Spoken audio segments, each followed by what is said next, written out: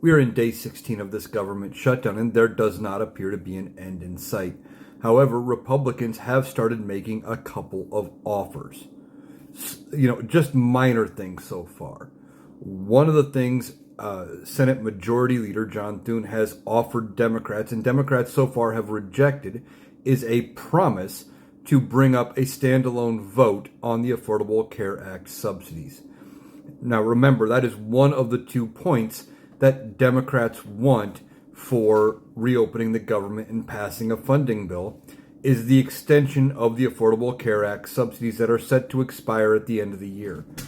And Democrats have pushed to make them permanent, but Republicans so far have not done anything with it and are refusing to budge. The other thing Democrats want is the return of the cuts from Medicaid that was cut in the one big beautiful bill. And again, Republicans haven't done anything with that either. This is the closest to any sort of negotiation that has happened thus far.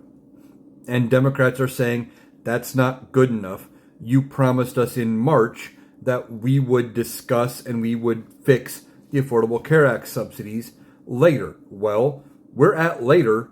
There's not much time left in the end of the month or end of the year, and we are not going to just accept a promise of another vote at a future point. Now, if Republicans were to actually bring this up for a standalone vote before the Democrats would vote for, funding the government, that may fix part of the problem.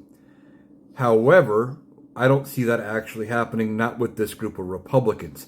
They're just wanting to give you an empty promise to move on. And that still doesn't fix the Medicaid issue.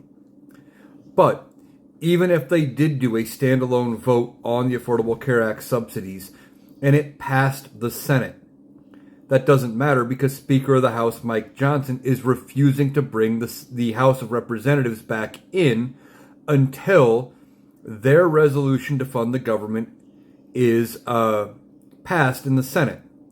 So say they pass this Affordable Care Act subsidy bill in the Senate, and then Democrats would presumably vote to open the government.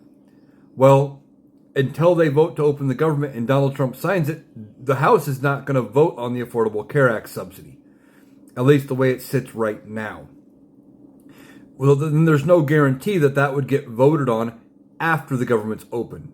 Democrats aren't buying it. They are not going to get played again. They're holding out until they get at least some negotiations on their demands and things move forward.